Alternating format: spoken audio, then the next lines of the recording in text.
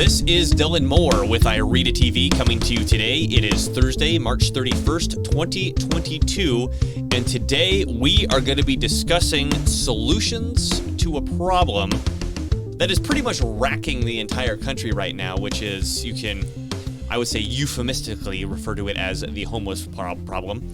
I like to call it the tweaker apocalypse, but we can get into proper terminology later in the show.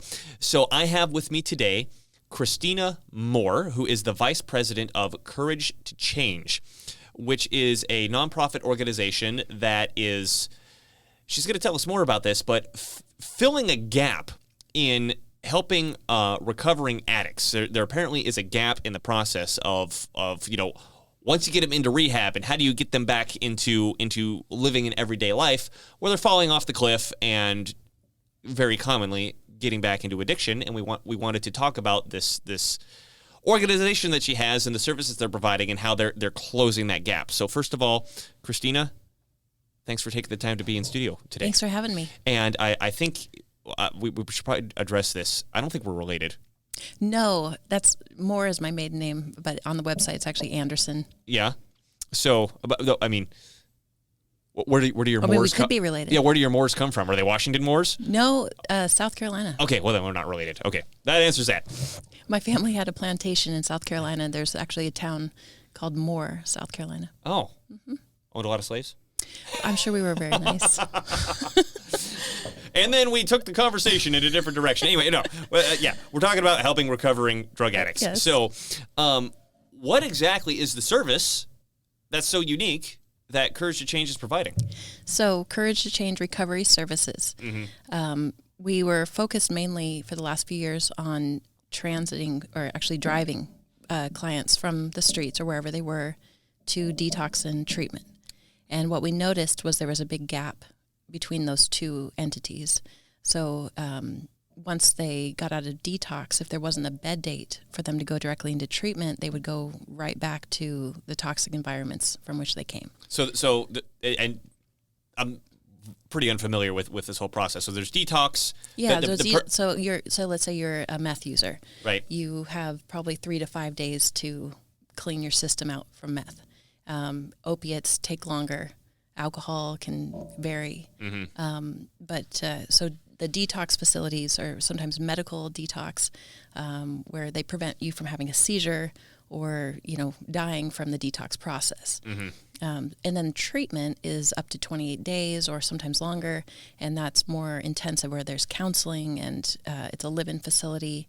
And so both of those places are really full. Obviously, there's a lot of addicts right now. So the bed dates, that's the term when they're waiting for their entry to one of those two facilities. Mm-hmm. And so if they go in, they detox, they come out, and they say, okay, we can get you 2 weeks from now. Exactly. Well, what am I going to do for 2 weeks? Oh, maybe I should do some drugs. Right. Or go back to the family, or the streets, the cardboard box, wherever they came from. Right.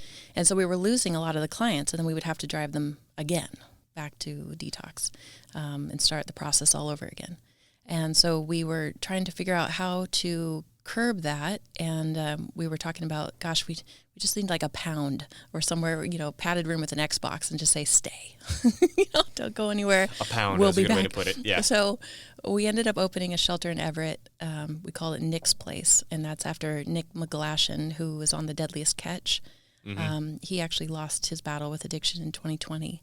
But we named the shelter after him. Mm-hmm. And so that's a 16-bed, men-only facility right in downtown Everett, which is kind of in the thick of things for people, especially if you're from Snohomish County. Everett is kind of It's Tweakerville.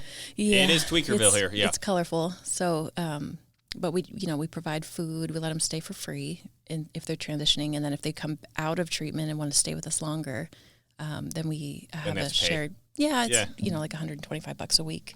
Yeah. And it's just a kind of a donation from them. But it's we're saving people on a daily. We have 9 clients there currently, and then we just got approved for Department of Corrections. So we'll have people coming out of prison that are looking to get into treatment too. So I guess if they're coming out of prison, they've been in prison for a long time, and some of them, and they're getting all their fixes in prison because they can't keep the drugs out. That happens. Yeah, but they're to prevent them from recidivism. I see. We're going to house them until they can get into their next spot or into other clean and sober housing, which there's a shortage of as well. So, how did you identify this problem? How did you get into all this and to allow you to say, here's an issue, let's fix it? Well, so I didn't pick this. I didn't wake up one day and say, I know what I want to do. When I grow up, I want to work with a bunch of homeless addicts. But I have about 10 years of recovery. And then when I was about a year sober, my neighbor came to me for help. And she saw like my AA sticker on the back of my car and asked if I could help her. And she went to the hospital for detox, but the hospital kept trying to kick her back out. Because she didn't have the right insurance and she wasn't sick enough. She wasn't suicidal enough. So you must be this sick to enter. Oh, yes. absolutely. Yeah. So we called our friend Robert Smiley, who started the Hand Up Project. And after meeting him and watching him drop these one-liners on the nurses at the ER, she was able to stay longer. So he saw something in me that he wanted to talk more about. And I'm a project manager by trade, so he and I sat for coffee, and he said he wanted to start the Hand Up Project, and he wanted to open this treatment center, detox center, housing, and I was, oh my God, that sounds like a lot of insurance, right? Right. And so he and I worked together for a couple of years, and then I ended up taking over some of the houses that he was managing. Because you lose people easily. They're coming and going. It's like putting cats in a box. You put one in, one jumps out. So my project manager brain kicked in, and I wanted to compartmentalize their needs and then kind of figure out how to keep them for as long as possible and not lose track. See where you're losing them and they're falling through the cracks. Yeah. And fix so it.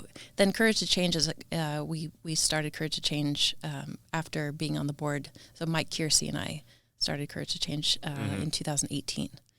And then, so we were managing a house in Linwood that had 30 clients, men and women, and that was interesting. A lot of shenanigans. I don't know why, but an addict, when they kick the drug that they had as their drug of choice, they go straight to relationships, and for some reason feel that getting into a relationship in their first 30 days of sobriety is it's basically filling the hole in their heart. Right. It's food or sex or any drugs or working out. It's an addict is an addict. We're always going to replace it with something else. And so this particular location we have now is men only, and that's per our lease. It's just the whole building is. It's actually right at the corner of Hewitt and Maple, and the building was built in 1896, and it was a brothel. Oh, there you go. Yeah, and so this other half of the building is all bedrooms on hallways. There's a shared kitchen and bath. It's like they knew what it was going to be used for in the future. Yeah, it's very bizarre. Yeah. So some of the clients can transition over onto that part of the building and have their own room for $500 a month, which is in this area a pretty good deal. Right.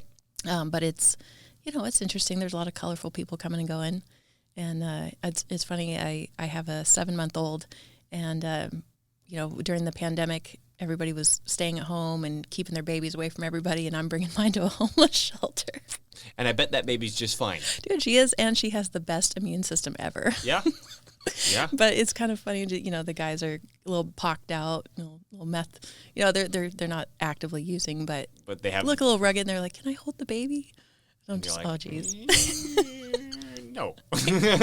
Yeah, but... So it's it's really rewarding. I feel like we're saving people. We can't save everyone, and not everybody is ready. And unfortunately, relapse is part of the game. But we don't shoot our wounded. And we used to joke and say we're on the Charlie Sheen plan, or 14 chances, 15. I honestly don't know enough about that guy other than the fact that he's crazy. Why did he get addicted and recover 47 times? Yeah, there's relapse so frequently. Like, oh, this guy's got he's sober now, not anymore. He was yesterday. Yeah. Okay. So that's pretty much, how it works is not everybody's ready. You have to hit a bottom But even living in your car or in a cardboard box or, going to the church for meals, for some people, that's still not bottom. Everybody's different. And I'm a high bottom drunk, which means I didn't lose everything when I was in my addiction. You mean you got to a certain depth and you're like, whoa, wait a minute, I got to change things. There's low bottom and high bottom. So I kept my job. I still had my car. I still paid my bills. Just, blackout drunk when I chose to drink. But one day something clicked and I said, okay, I'm done. Luckily, because it's a lot easier to lose everything. Some of the clients had, homes and marriages and jobs and everything perfect in their lives. And within 30 days, all of it gone, and then it takes years to get it back, which is really hard, disheartening, but, courage to change is what our whole motto is, like, can you do this one day at a time, and giving them a chance. But it's, it gets harder, especially with the drugs now. A lot of them are mixed with fentanyl. And that's a huge problem. Even cocaine now has fentanyl in it. Mm-hmm. And I don't understand why a drug dealer would want to put fentanyl in their drugs, because wouldn't they want repeat clientele? I am entirely speculating here, and this is just stuff that I've heard, is that a lot of the drugs are originated or at least being pushed by China, and they're putting the fentanyl in because they see it as a revenge process for the opium wars that happened once upon a time. I could believe that. Yeah. Looking at the name Courage to Change, so I have spoken to some people about this before, and before I even say that, I also want to add, when I became interested in this sort of subject, which is dealing with drug addicts, and I mean helping them recover, right? And I've never had any addictions, but I owned a junk removal company at one point. It still exists. I sold out to my business partner, but we ended up cleaning up what I like to call tweaker pads, right? Where these typically one will own a house, whether they inherited it from mom or they still have a loan from the bank or whatever. They own the house. Their life starts falling apart. And they start having their meth heads friends or their cocaine friends or their fentanyl friends coming over. And slowly but surely, the electricity finally gets shut off. Then the water finally gets shut off. And then the chop shop shows up. And then everybody start bringing their stuff. The garbage pile's higher and higher. And then there's a fire that burns through the roof. And there's a hole in the roof. And it's raining in there. And the rats come in. And then the toilet doesn't work anymore. So they're peeing outside and pooping in the house. And it's and then the needles go everywhere. It just turns into this incredibly, horribly nasty toxic waste dump. And before I had cleaned it up, I had no idea what these people were living with and what they were creating. Because putting the people aside for a second, that toxic waste dump, I mean, what sort of health hazard is that for the whole community? And then for us to go through and clean it up and be like, okay, needles and feces and, I mean, just the smell, you're like, I don't even know what I'm smelling. This smells like death, and I don't understand why these people aren't dying. And I say that literally, where you look at the conditions they're living in, and you see what they're doing to themselves, and you go, how are these people literally not dead? It's like that bad. And so, and then it wasn't law enforcement, but the complaint enforcement officer came by, because the property I'm thinking of had like 500 complaints on it before these people finally got evicted, I think it was evicted. And he said that there was like 9 people living there, and one of them had like 9 warrants out for his arrest. I don't know what degree of bad the warrants were, but he was in a wheelchair, and the cops went and arrested him because they didn't have, ADA or whatever at the jail. And it's just this totally bizarre world of like, these people are living in this filth. And what sort of societal impact does this have in terms of each one of those people is somebody's family member. A lot of those guys are probably stealing to pay for their addiction. And I mean, it's just this multiplication factor after factor after factor that extends from, even if maybe there's only 9 permanent people living there. And that was when I got my first dose of, this is a problem. This is really, really bad. And in the conversations I've had since then, and again, I want to come back to courage to change. What does that mean? I've heard, and it'd be cool if you could confirm or deny this, that telling an addict that he's responsible for his actions is a big no-no, and is something that they have a tendency to run away from like the plague. Can you confirm or deny that? Well, first of all, we call them trap houses. That's the term, crack house. When I said tweaker pad, yeah. Right, okay. right. So, trap house. And I think that's because once you're in there, it's a trap. Right. You know, it's this. I don't know if the addict really understands. They can't really see past the end of their nose. They're so far immersed in what their physical needs are. You know, the addict themselves, I've noticed with the opiate addicts especially, are very empathic, and they're sensitive little beings, and they've come usually from a lineage of addiction, or they Abuse. And they started with pills or something, kind of soccer mom commercial, and then they got hooked on smack, basically. That full rotation. But you drive downtown Seattle and along the freeways, you see this just piles of garbage, and you're wondering, how can they, can't they see? Or even in the woods out here, we do cleanups all the time. They're all hoarders. They all turn into hoarders. Yes, because they're filling that gap. They're grabbing anything that they can. Because they think it might make them feel better? Perhaps, yeah. Okay. And everything that they've had in life has been taken from them. So they'll even steal from each other.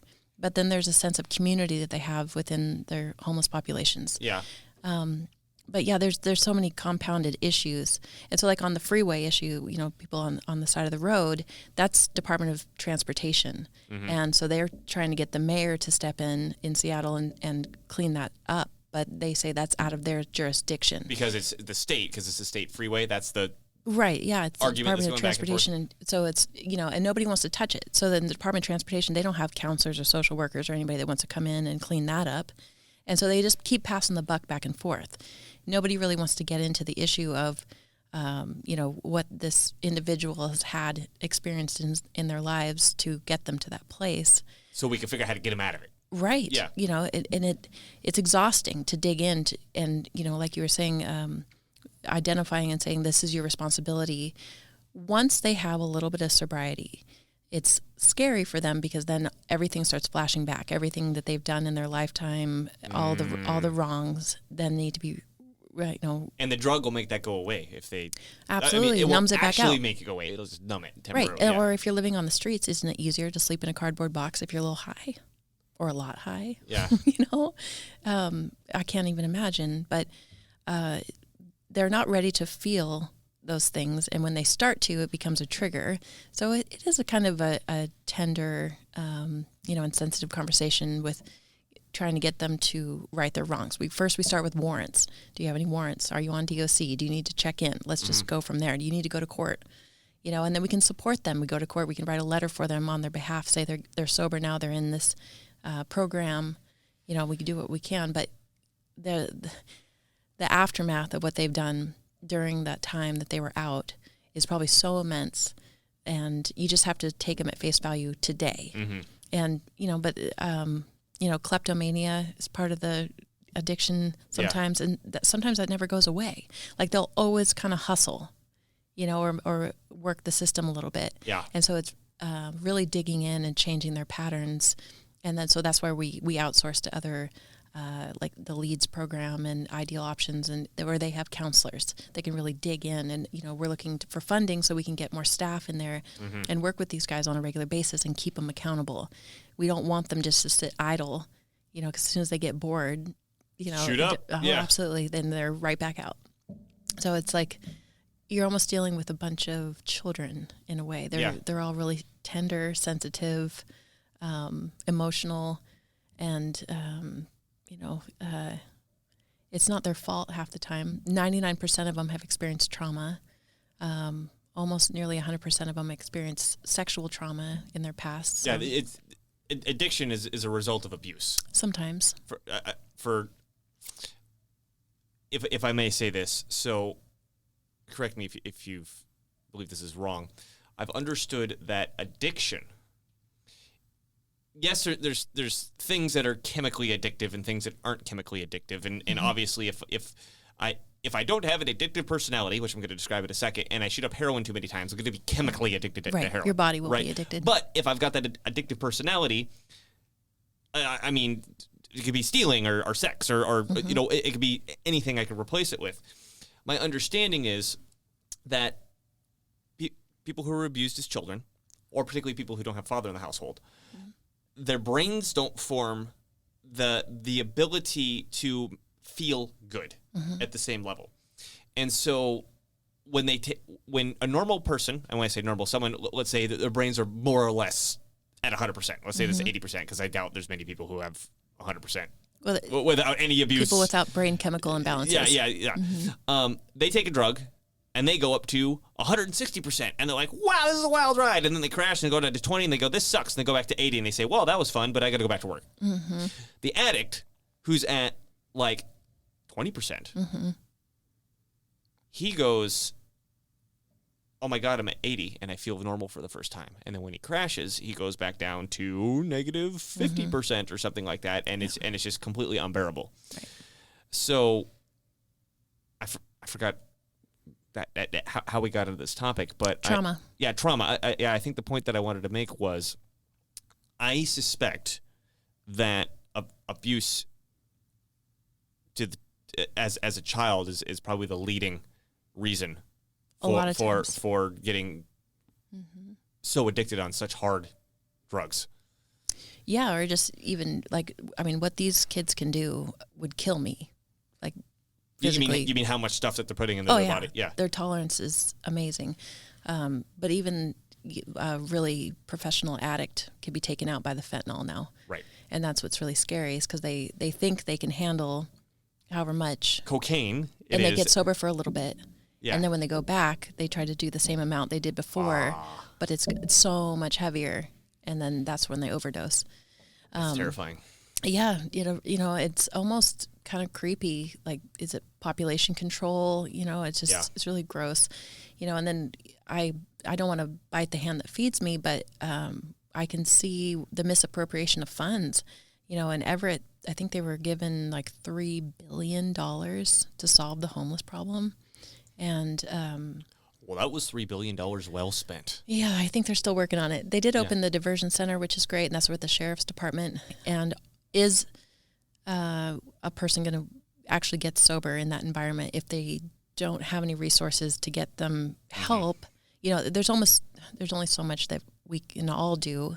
Because there's so many. I feel like it's frustrating because, there's federal and there's county and there's state money, like the pot money. It was supposed to go towards addiction and education. Have we seen any of the billions of dollars come through?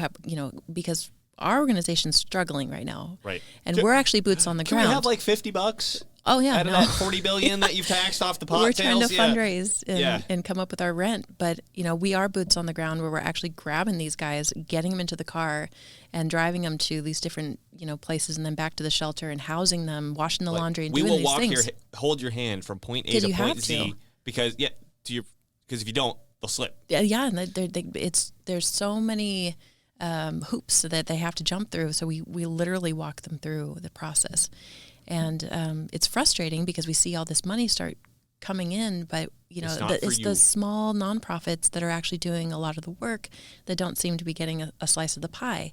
And I'm not saying that the mission and Union Gospel and all those guys aren't doing fabulous work, but something's not working. And I got off the freeway down near Pacific, and it's right next to the mission. There's a bridge. And there was all these tents lined up next to the mission. And the next day I drove down there, they were all gone. And there was a fence around that area. And I thought, from a bird's eye view, why would they be camping right next to the mission? Aren't they seeking shelter? In the mission? They're right outside the door underneath the bridge. But they couldn't get in. They've been there forever. I mean, that's been like a landmark here for decades. If you were playing, what's that Sims or whatever, where you're building your city, isn't that what that game? We're talking about SimCity? I've never played The Sims. Well, I don't know. SimCity, where you build. Yeah. Yeah. If you saw that happening in your video game and you saw that there was a population of individuals right next to the shelter, wouldn't you where work the services were to get the individuals help? Yeah. Yeah. Wouldn't you work to expand the shelter or somehow house those people rather than just coming in, sweeping them out, and putting a fence around it? Especially if you have $3 billion to do it. Well, and that could be rumors. I don't know if that number's the actual figure. I just know that it was in the B's. It's high, and I know COVID. That was before COVID. Was before COVID. I know with COVID, money has been just flying. And we everywhere. did get a $75,000 grant that we've been living off of for like 3 years of the CARES money. 3 years for $75,000. That's considering the gas prices now and that we drive 5,000 miles a month. Yeah, that's it's really nothing. I know, and I still don't get paid. I've been doing this for almost 10 years, and I still am volunteering, but it's okay. So, glutton for punishment. I just to finish this point, I brought up the name Courage to Change. We were talking about agency, free will agency. I like the name because, okay, if your children, maybe you can control your actions, maybe you can't. I would argue that one of the effects of the drug is it takes your agency away because you become a slave to the drug. But what Courage to Change is essentially, one way of saying it is, we need to get that agency back into you so you could start making these decisions again, right? Right. And obviously you have to have the courage to do that because, like you mentioned, you're going to have to face the fact of everything that you just did and what happened to your life to get there. Yeah, well, and it's real easy to get the F-its. Get the what? Fuck-its. The fuck-its. Oh. I mean, you get to a certain point and there's a stumbling block. You don't have the right ID. Mm-hmm. Something blah blah. Your mail. Different things happen, and a normal person would be frustrated by that. But they'd make the right call, and sit on hold for 3 hours. They have that kind of time to fix their lives. These guys out here, they don't have cell phones. They don't even have an address. They don't.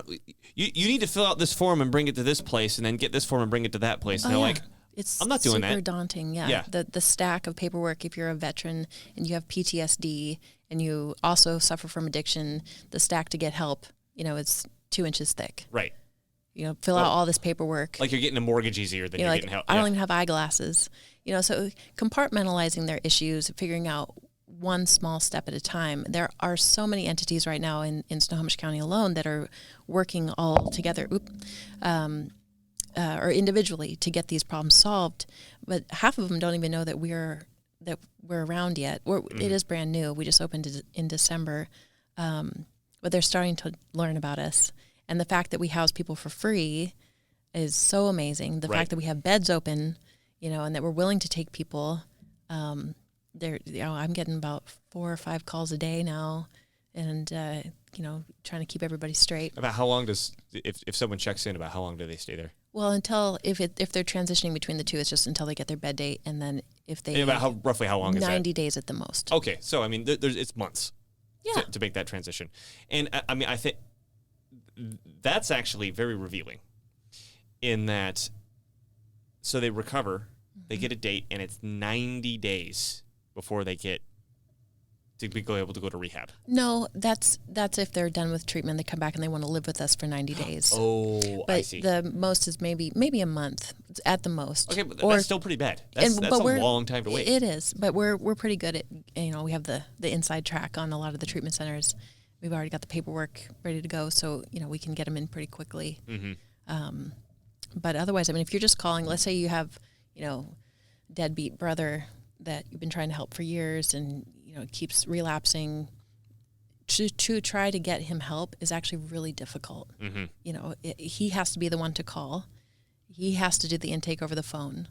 He has to go in. And then there's no beds, they say. And plus, when COVID was happening, we lost a lot of the staff members.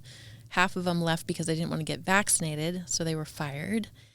And so they had staff shortages, and then the other half had COVID, so They shut down. Or if a client got COVID while they were there, they had to shut the whole facility down and kick everybody out.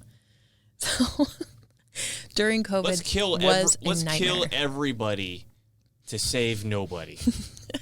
No, it was that I think that should be the totally COVID bonkers. motto. Yeah. Let's kill everybody to save nobody. It was funny though. I had a few clients that were like completely just, had garbage can, addiction, just taking every drug on the planet, and slept in cardboard boxes, but they all wanted to get their vaccines. It's like, because that will save you. Yeah, we don't. Me and my business partner referred to it as tweaker powers, which is for whatever reason you become unable to be killed. Oh yeah, no, they're like cockroaches. Yeah, it's like I mentioned, they live in this sort of situation where it's like, how are you literally not dead? Because their immune system's amazing. Well, is their immune system amazing, or is the drug just not letting them know that they're dead? Well, it's interesting. The methamphetamines cause, as a side effect, paranoid schizophrenia. Mm-hmm. So we don't deal with people with dual diagnosis. Most people have PTSD and some depression and things like that. But we don't take clients that have the paranoid schizophrenia or those types of mental health issues just because we're not staffed for it. But the fact that we were dealing with just addicts and now we're dealing with someone that was an addict and now has paranoid schizophrenia is really interesting. And that drugs are weird that, when they say like it gets you high, it's almost as though it like opens a portal and the demons, I don't know how spiritual you are, but it's kind of strange. Go down to the church on a Wednesday when they're having their feeds and everybody's coming through. You can almost sense that they're not in there. There's like something else that's taken them over. I got a story. So I went to Western Washington University, right? Which is, it's not the hippiest college. It's kind of granola. I'd say it's number 2. Evergreen has it beat, right? For sure, true, right? absolutely. But it's probably Evergreen's runner-up, and so there was a lot of drug usage, not heroin and stuff, but the hip pot and mushrooms. And LSD and that sort of thing going on. And I was listening. I was at some party, listening to these guys talk about their mushroom trip experience, and what you just said is what they were talking about, where there was one guy, they were both on mushrooms, and the one guy is looking at the other guy, and he said, I saw the demon going in and out of him. And when it went into him, like he just started like going like this and just swearing. Mm-hmm. Like that. And he said at one point he went over and slapped the guy, and he said, don't let them go into you that easily. And, who knows how much of this is a drug trip or whatever, but I think there's something to be said of like, is this really allowing something else to get in? Right. That's not me. That's really, really bad. Mm-hmm. Yeah. Yeah. Well, I mean, and so you're saying, like, could this just be the psychosis of a trip? Uh-huh. What's the difference? Yeah. If someone's having that experience, I had a client that came to us, and he was kind of a daunting individual, about 6'4" and 300 pounds, and that's pretty daunting. Yeah, he was kind of a big teddy bear, though, real soft-spoken. But I was in the kitchen, I was doing some paperwork, and he said there was something wrong with his body, and he wanted to talk to me about it. And I said, do you need to go to the doctor? And he said, no, it's not like that. And he says, kind of in my head, my body. And so he went on, and I, about 5 minutes into the conversation, I discreetly pushed record on my phone's audio just because I wanted to listen to it later. And we talked for about 20 minutes, but he went into talking about the little green or little demons, little people that he could see. And he could see the demons on other clients, and how he knows now to only listen to the good ones, but the bad ones would get jealous if he wasn't giving them enough attention. And I'm like, holy shit, because none of the counselors, anybody that referred him to us, knew that he had these abilities, these visions. Yeah. So I'm like, oh crap, what do I do with him now? And unfortunately, he did go into a psychosis one night and threw the ottoman into the television, but so he had to go. It turns out he also was a failure to register. So he was taken to jail. Failure to register means they're not showing up for a court date? No, that's either on the registry for arson or sex offenses. But we didn't know any of that.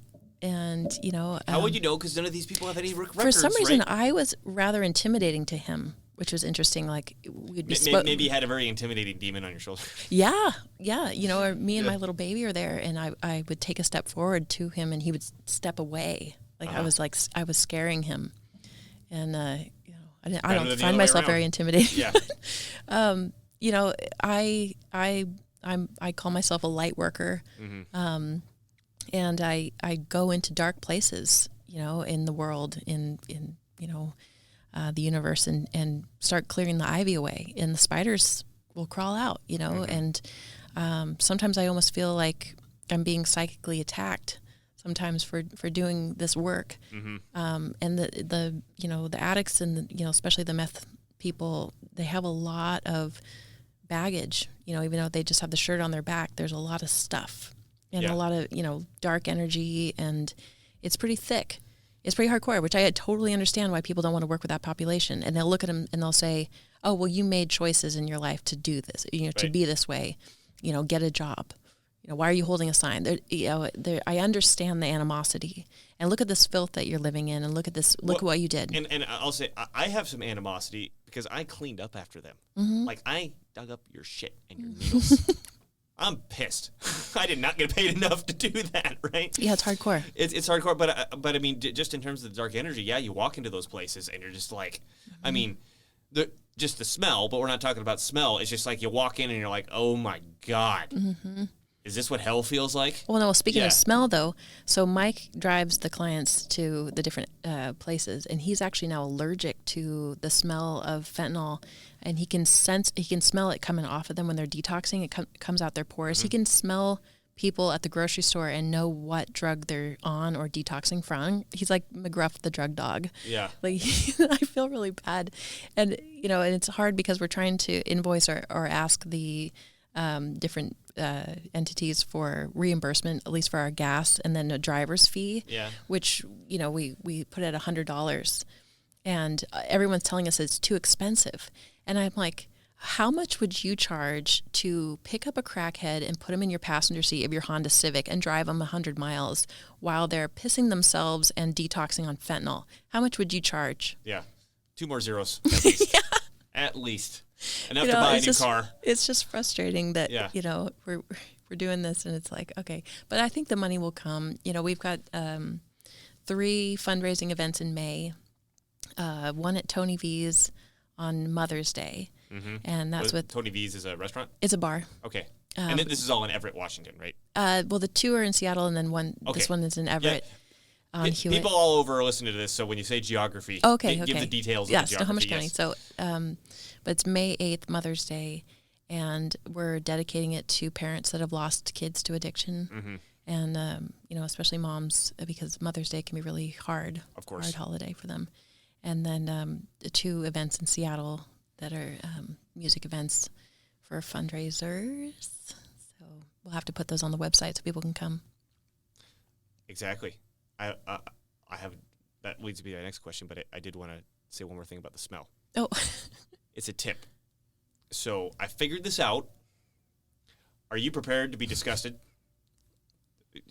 I'm sure this won't shock you, but you sit down if you're not sitting down.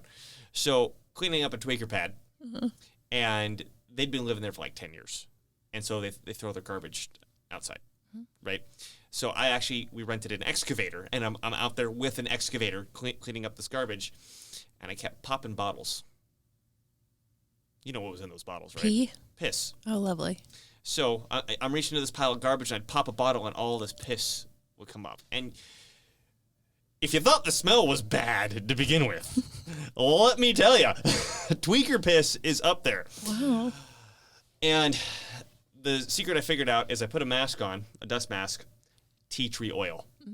Completely changed my universe. Like, good to know. My mood went from here to here, just like that addiction drug usage we were talking about earlier. Oh my God, yeah. So tea tree oil was amazing. I highly recommend it if we're dealing with tweaker smells. Good to know. Bandana, yeah. The house that I bought, I found out later was a trap house Yeah. before I bought it, or before the people bought it and remodeled it. Because I was having this client help me move some boxes, and when I first bought it, we pulled into the driveway, and she went, "Oh my God, I've been here before." And I was like, "Okay." She's like, "I got to call my sponsor." And I'm like, "All right." Have flashbacks. Oh yeah. So we walked in. She's like, "Oh, it's way different than it used to be." I'm like, "Well, I fucking hope so." Yeah, You know? yeah, just bought it. Yeah. But I guess the man who bought or built the house died, and then the tweakers took over, and then the neighbor came in with his sawed off and took the doors off the hinges and kicked everybody out because the sheriffs, they couldn't do anything about it. So we actually got everybody out of there. But I found all this out after I bought the house, But the first night I was there, it was single woman with a cat. I just bought this house and hearing these stories that someone died there. Plus there was tweakers. And I'm like, fuck. And I hear this crash, and I was so petrified that all I could do was shine a flashlight at the door. I was just frozen, just staring. Mm-hmm. And I must have just, and the sound didn't stop. And so I'm like, okay, if it's a tweaker, just take whatever and leave. If it's a ghost, I really don't know how to deal with that. Yeah. So about 20 minutes later, I think I had to pee or something. So I just got out of bed and I opened the door, and it was 2 boxes that were slowly sliding apart. And that's why the sound wouldn't stop, because it was just slowly sliding. I kicked the boxes. I was like, oh my God. Bastards! But I wasn't scared after that. You know? And I'm not scared working with these guys. And I guess that population can be kind of intimidating, but for some reason I don't know. I feel like if you meet them eye to eye, face to face, and treat them with dignity as they are in this moment, absolutely. And the kindness goes so far. Of course, I am much harder than I used to be, where before I was easily manipulated. If someone told me a really good story, you believed it? Oh, absolutely. Yeah, I've never dealt with a population that was so skilled in lying and manipulation. Because that's all they do. Oh my God, they are wizards. Tweaker powers. Dude. Yeah. And, they're like, well, maybe drinking Red Bull would make you not pass a UA. And they're like, oh, yeah, so I guess that makes sense. Or those little energy drinks from the dollar store. They're like a generic. They're a generic 5-hour. And so he had us pour it in a UA cup. And sure enough, it came up for amphetamines, methamphetamines, like all these chemical reactions. That's what's in these things. Okay, yeah. Oh yeah. So I was like, oh my God. So all these people that I thought were using, they had just drank these 5-hour energies. That's why they didn't pass their UAs. Turns out later, no, that's wrong. Your body metabolizes it. They were actually using meth. Did he pee in the bottle and then? No. Well, no. They did pee in a UA. I mean, I didn't witness this. But how did so that you tested the bottle and the bottle came up positive? Yes, why did that bottle come up positive? He convinced us to pour the 5-hour energy directly into the UA cup, and it did test positive for amphetamines, methamphetamines. Yeah. That doesn't necessarily mean that the 5-hour energy had those things in it. I understand but that. For some reason, when it was, I get it. When it's taken straight. Yes. It does, but when you digest it, it's not going to show. Yeah.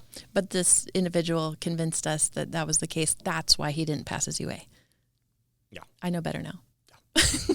Everything's a learning curve. So regarding money, I remember when we were talking about this before the show started, you said that because what you're doing is kind of it's a service that's not really being offered.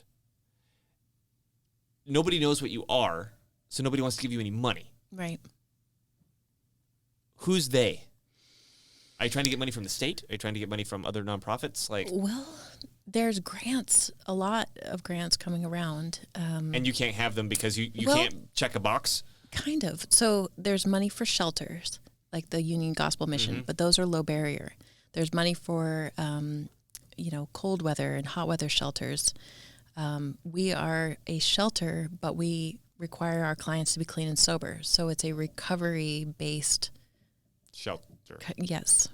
And we also are slipping in the cracks of funding.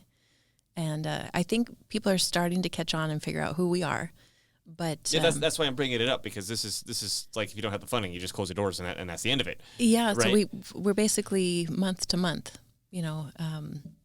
carrying the energy of our clients. Well, and then I also bring it up because obviously donations are important, but I feel like with the million bazillion dollars flying around, like we've talked about a couple times now. Some of it should be falling on the head of people who are actually doing the thing with the stuff and being effective at it. And right? I totally understand why small nonprofits don't get the big funds, because most of their problems are administration issues.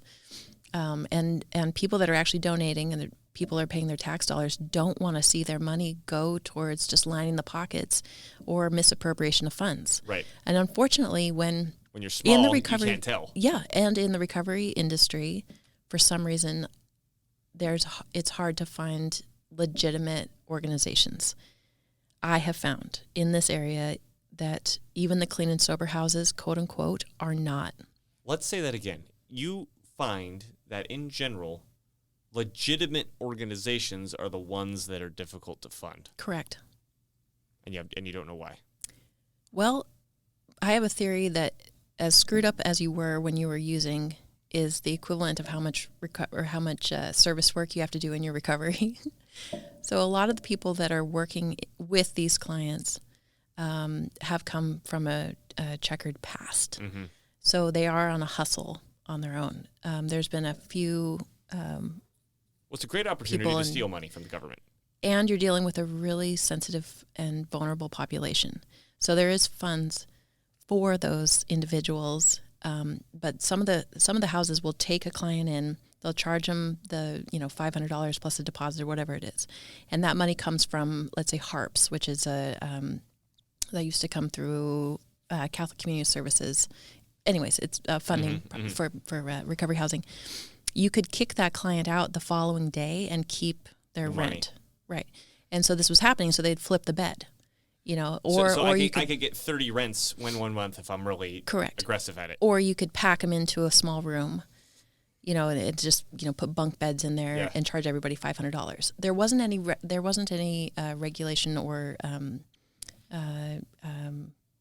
regulation. There's no rules and guidance or not until the last, I think, 5 or so years. Walker, which is Washington Association of Quality Recovery Residences. Mm-hmm. It was modeled after the nation entity, the National Recovery Residence, blah, blah, blah. So they tried to put a better code on what a recovery residence needed to have. Fire extinguishers, exit signs. This much space. Yeah, so they didn't... These services. They didn't want to pay for basically a glorified trap house, and which a lot of them were. And, again, it's not always the landlord's fault. They're housing this population, and these guys are kind of sneaky, and, they like to use, and things happen. But if a landlord is blatantly taking advantage of the system, collecting the money from taxpayers, and then not treating this client with any dignity, giving him a mattress on the floor, and charging him $500 a month, kicking him out the next day. Absolutely, it happened all the time. So it was really difficult for anyone to take any of these organizations seriously and really want to fund them. Who was actually doing a good job? Who was actually, not running a racket on the side or having kickbacks over here, all this kind of stuff. And so, we're setting a new precedence. Unfortunately, the money hasn't come yet because we're not running a racket, and we're not pulling a fast one. We're actually housing these people for free, and these guys don't have any money, and they don't fit into any of the other programs. Some of them aren't on SSI, or they don't have a job yet. And I don't ever want to have to kick someone out because they don't have rent. Right. Because that's obviously why they're there in the first place. Right. And then we mentioned this at the beginning too, which is that if you take a person who's like that, again, what's the societal damage of that one person and what they're doing? Like, what's happening to their family? What's the health problem that they're creating in their immediate environment? How much are they stealing? And how often are they doing it? Like, that one person could do a lot of damage, and to take one person and clean them up and get them to stop doing that, it's a big deal, societally speaking, right? And to your point is that you don't want to lose that opportunity, right? To clean that up. I mean, and that's not even talking about it's a person, and we want this person to get his life back because he's an individual. There's that too. Well, and unfortunately, the statistics are, I think, 2% of people that go into recovery stay sober. So let's talk about that, because you mentioned it briefly. which is that there's all these different services. Mm-hmm. However, because there's so many cracks in the services, they fall through. So are you saying that what you see, these services are available, but the one service that isn't available is making sure someone's holding their hand from A to B to C to D to E to F all the way until they make it to the end? Right. So there's like 211. It's to call for help. Mm-hmm. I'm homeless. I need to call 211. They'll say something like, leave a message, because they're Monday through Friday until 5 o'clock. Well, unfortunately, addiction doesn't end at 5 o'clock, and it goes on the weekends and holidays too. But then they, call back at this, or we'll call you back, and half of these people don't have phones. They're at a a hospital or something using the phone in the first place. It's just to actually follow someone around. And it's hard for what we're doing too. We say, we'll meet you at this gas station at this time. We'll pick you up and we'll take you to detox. Is he going to show up? Exactly. So sometimes Mike will sit out there and wait, for an hour, and all of a sudden somebody crawls out of the woods and they're like, well, there he is. Yeah. So, it doesn't always work, but, we actually grab them, get him in the car. You come here. Yes. Like take him by the ear, wait outside the detox center, because then they have to get a COVID test. And if they fail that for any reason, then they're back to square one. That's so ridiculous. So we sit outside and we wait. Could be an hour, especially when it was in the thick of it. It was 2 hours, 3 hours. Sometimes they need to be medically cleared and go to the hospital. Sit outside and wait. We never left them there. We would actually wait and put them back in the car and take them. If we couldn't get them into somewhere, we would take them back home. We wouldn't just leave them on the side of the road. It's a long process just for one person. And then for the results to be, 2% or less actually stay sober in that process can be rather disheartening. But, we don't give up and we don't shoot our wounded. Mm-hmm. We just keep going and try again. But yeah, so it's fun. What else would you like people to know about what you're doing that I didn't ask? Well, man, if there's somebody in your community or in your family, and you want to give up on this person, at least give us a chance. And we've got networks throughout the country. We're hoping to actually get this pilot project off the ground and model it in other areas, because I know that there's not these facilities in even other counties in Washington. That was literally my next question, which is, obviously 16 beds isn't going to cut it. No. Yeah. But we need 16,000, 160,000. I don't know what the number is, right? How do we replicate this? You have to have the accountability portion of it. There's plenty of shelters, but getting them sober, keeping them that way, having them accountable to where they have to take the UA. If they don't pass, they get kicked out, things like this. Getting them to meetings, getting them sponsorship, really working with this client, even on a small scale, is what the other shelters and facilities lack. Clean and sober recovery housing is another bag, but these guys only have about 3 days sober sometimes. They're fresh out of detox, and so they're still kind of little cuckoo. Loopy, yeah. So our biggest problem is making sure the stove is turned off after they're in cooking. But just the duplication would be housing them in the interim and keeping them accountable. So the Hand Up Project is actually doing half of the days in hotel on Everett Mall Way. The back half of it is this kind of a shelter per se. But they don't require the clients to be sober. The county funded it. It was kind of strange. They don't require the clients to be sober. Okay, no, whatever. So it was like they could come into this program and they could be off the street for up to 2 weeks, and then they would be set free. That doesn't help anything. No, it doesn't. So we stepped in and started asking if the clients wanted to go to detox. They didn't have funding for that part of it. It was almost as though, I hate to say this. Wait, they didn't have fund. I'm sorry to interrupt you. They didn't have funding to ask if they wanted to go to detox? To drive them, no. Okay, all right. So I interrupted you. I didn't understand why.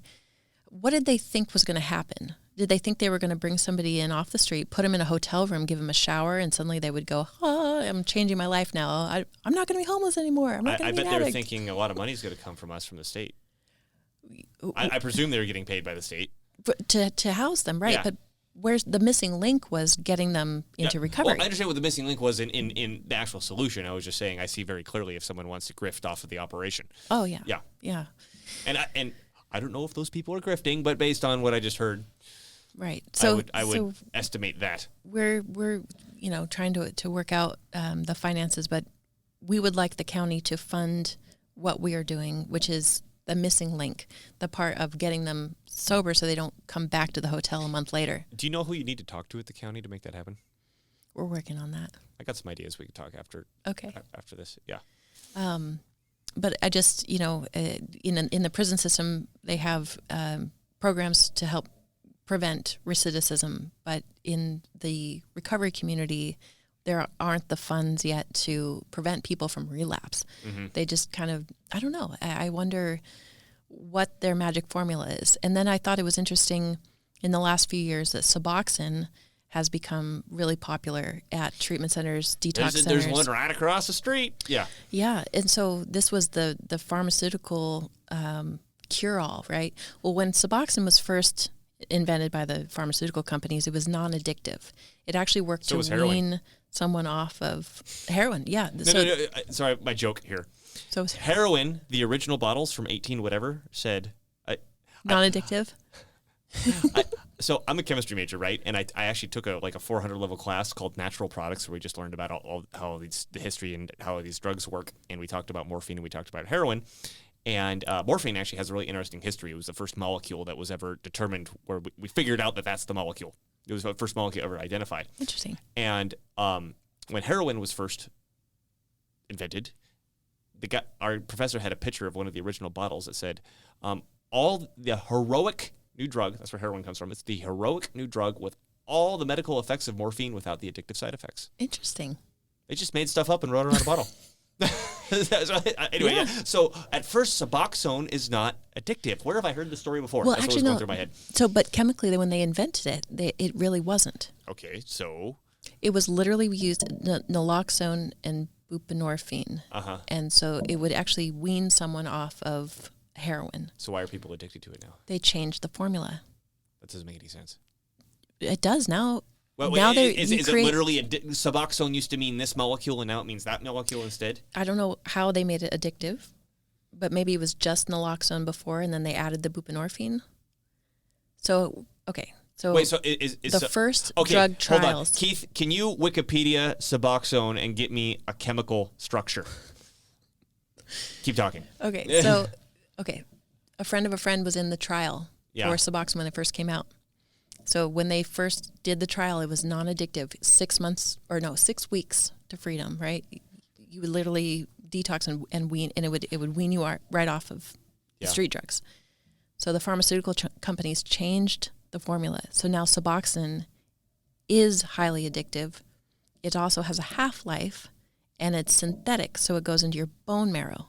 So it takes 18 months to actually get out of your system, and it takes like 30 days to detox from. So you have your arms and legs stretching. It's the same thing with an opiate withdrawal, but for 30 days.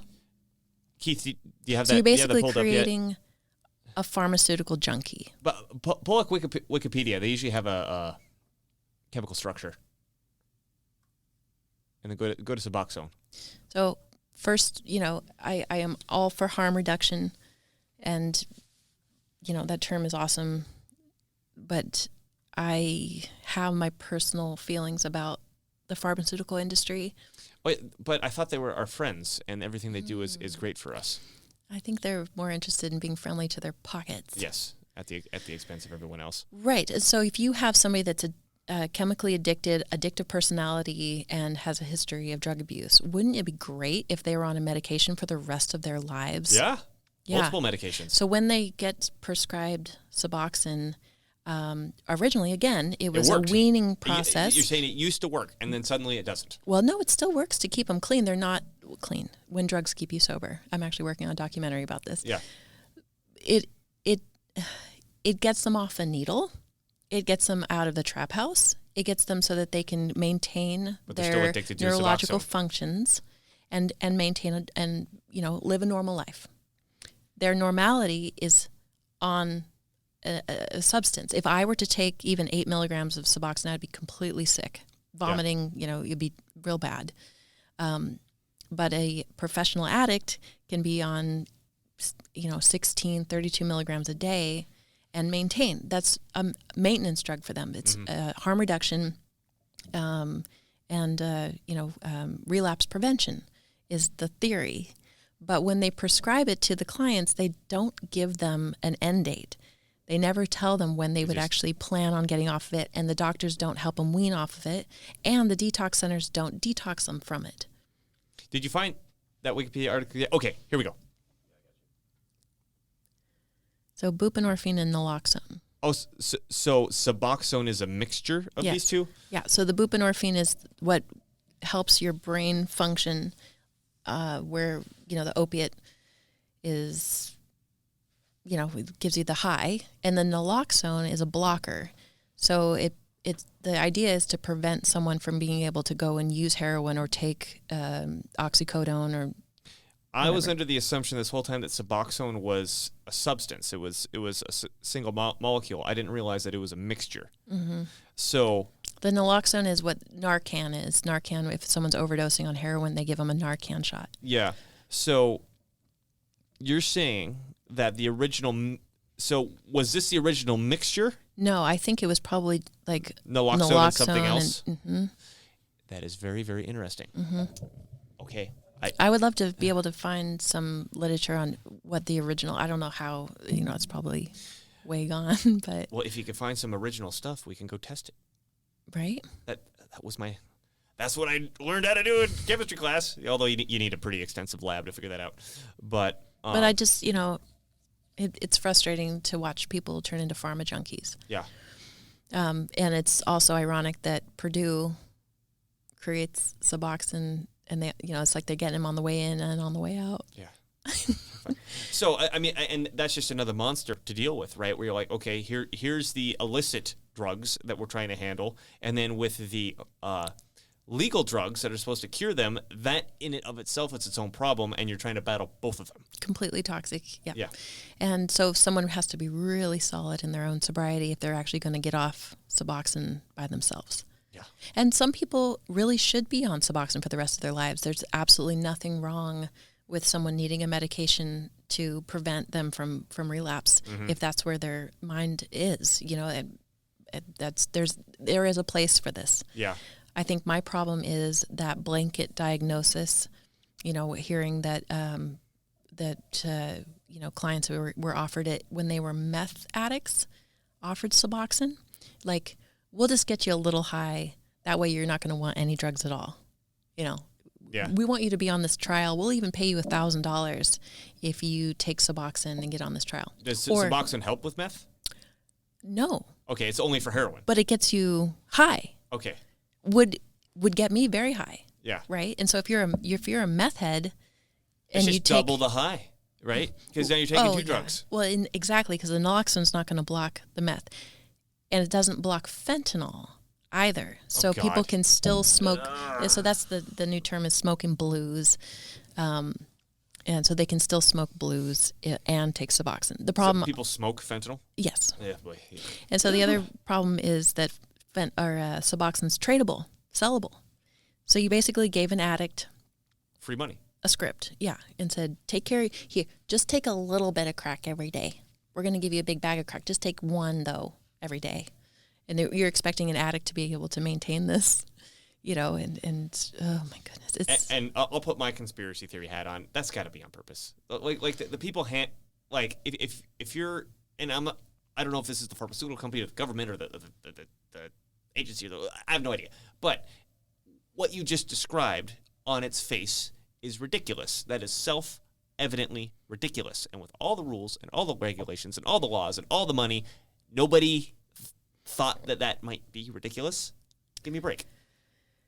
Kickbacks. Yeah. Yeah, because there's no other reason. I mean, it used to be pretty taboo. Well, not taboo, but there was only 5 doctors in the state of Washington that could prescribe Suboxone. It was really heavily regulated. Now you can get it from any pharmacy and any doctor can prescribe it. Interesting. It used to be banned from drug court. You had to be completely clean and sober to be in drug court. Now they are prescribing it. Treatment centers are prescribing it. Detox centers, hospitals, DOC. So every entity that these people go to for help is throwing Suboxone at them. Yes. Conspiracy theory hat. There must be something. Somebody's coordinating something here. And there's big dollars behind it. Wow. And I hope I didn't just shoot myself in the foot. Or in the head. But you know what? In the head twice. We are one of the only recovery housing shelters that allow clients on Suboxone and or methadone. Mm-hmm. And you try to help them get off of that too? I would love to figure out a 6-month to freedom program. Mm-hmm. That's a goal. I'd like to have a farm where clients could come out and, you know, they could work with other people that have been through those types of withdrawals and say, you know, on day 7 take an ice bath, and on day 8 take this tincture, or use you know, herbs and you know, THC or CBD. You know, I know that there's a solution to this. I'm not a doctor. I'm not a chemist. I don't know how, and I'm not an opiate addict. That's a whole bag that I don't understand. I just find it ironic that most of the clean and sober houses in the area do not allow clients on Suboxone, yet all of the entities where those clients are coming from have given them all those scripts. So now there's no place for them to go. So they're giving them this treatment so they can't go to phase 2 of getting better. It's the left hand not talking to the right hand. We're literally one of the only clean and sober houses that allow Suboxone and methadone. This is unreal. You're saving all the punches till the end of the story here. No. I mean, you don't have to apologize. I'm just like, whatever we get into these stories, like I'm presuming it's corruption based on what you told me. I don't see how that can happen. Okay, you're dealing with the population. All they want to do is control them. They want to pen them in. If they can get them on a substance and have them there. Yes, then they to their constituents. Our leaders look like they've got this figured out. And it's an infinite money machine. Absolutely. It's also not infinite, but it's a big vote harvesting. It's the same thing which with we've talked about in other shows. Well, and then let's talk about ballot harvesting, right? So Glenn Morgan, who's his channel is We the Governed, wethegoverned.com. Mm-hmm. Great guy. In fact, he's coming in here on Friday. Oh, great. Tell him I said hi. Yeah, we'll do. So he did this interview, and we talked about this on the phone, of the homeless girl. What was her name? Phoenix. Yeah. Where apparently this was a very fascinating view from the homeless world. There's a lot of these people who grow up homeless, and all they have ever known is homeless, and they didn't know they could register to vote. And so she grew up homeless, and I guess has recently got herself in a home in her 30s. She helped down in Thurston County say, okay, here's this project to help all these homeless people register to vote. And it was like hundreds of people that she got that registered to vote. And when the election time came, these homeless people were excited. We get to vote for the first time. But all the ballots didn't show up. And so she went to the person who she was working with inside the county app or the state apparatus or whatever it was. I can't remember her name. That, you know, all these people register. Where are the ballots? And the person just ran away. Right. Right. And well, first she went on Vote Wah, and they checked because they had voted. Oh, yes. I forgot That's that an detail. important part. I forgot that detail. Yeah, they actually voted, but they didn't vote because they never got their ballot. So somebody voted for them, and then when she confronted the person, she ran away. She ran out. She didn't want to talk about it. Which we've talked about in other shows, but the cleanups, the sweeps. You know, all the business owners want is a clean sidewalk, and they don't want someone shooting up or pissing on the doorstep of their business. They pay taxes. They don't want to see that. So if the powers that be can come in and clean up, quote unquote, that looks the streets, really good. It looks great. So where do they all go? You know, and they push them off. Everett right now has a no sit, no lie ordinance, which it makes it illegal for you to sit down on the sidewalk or lay down. And they swept them out of all of the lawn areas outside Carnegie and all this. There was a big to-do because the Hand Up Project actually swooped them up and put them on private property in Everett. But then there was helicopters swirling overhead, and the news was all on it because everyone is not my backyard. Right. And, it's sad because there's literally no place for them to go. The only solution they have right now is get them out. And if they can bring them in and control them, especially put them on a substance that makes them not want to, go out and score heroin, they've won. That's the win. Right. The only problem is now they're addicted to that substance. Fentanyl just blew everything out of the water. The UAs don't test for it. You have to buy special, very expensive fentanyl strip kits. Okay? Suboxone doesn't prevent people from using it. It's in heroin, methamphetamines, and cocaine. street cocaine, and people are overdosing off of a line. And so that's a whole other discussion, but there's some weird stuff going on right now, and people are dropping like flies. I know at least 100 people in the last year. It'd be interesting to see the stats on how many people have died from a fentanyl overdose. That's terrifying. Especially during the pandemic when a lot of people were relapsing just because of nothing better to do. Insanity. Yeah. The world was going crazy. Wouldn't it be nice to get high? Wow. Very strange. Wow. So we can't save them all, but we can save a couple today. We work better because, I think the will is there from the people who want to get it cleaned. They may not necessarily want to personally do it, but we want the resources there to have it done. It sounds like the resources are there, and they're just being mismanaged. Yeah. Unfortunately, like 1% of the funds have to go towards, or mostly go towards the cause, that a majority of the funds, when they go to these organizations, can go to administration. And so, we're paying salaries and things like that, which, is granted. It needs to happen. It would be nice if I had a salary of some kind. Well, and if there was, I'm thinking out loud here. If 2% is the currently accepted number, right? Shouldn't a salary be based on the fact that, okay, 2% is the currently accepted number? That's really bad, and we can see that we can improve. If you're not doing at least 5%, you lose your funding. Or make it a reward-based thing. And then if we figure out we can do 5%, make it 7. If we do 7, make it 10. How could we bring that number up? But again, I'm just talking out loud. Yeah. Coming up with a solution doesn't sound like it's a problem. It's making that putting that solution into place and getting over the hurdles of money. Yeah. Sounds like the problem. Yeah, and then, I have to track the demographic that we're helping. And in this area, it's Caucasian males. But most of the funding opportunity for us is going to be if we're helping minorities or people in the LGBTQ. Can't you just say they're all gay? They all identify as gay. Yeah. They're all trans. They're all women now. There you go. I'm like, I actually faced that because we were a men's only facility. I had a client that is male transitioning to female, and I was struggling because I couldn't discriminate. Mm-hmm. But we're in a way tangent. Yeah. We don't need to go down this road. But I think the point is clear that we're willing to help anybody. Yes.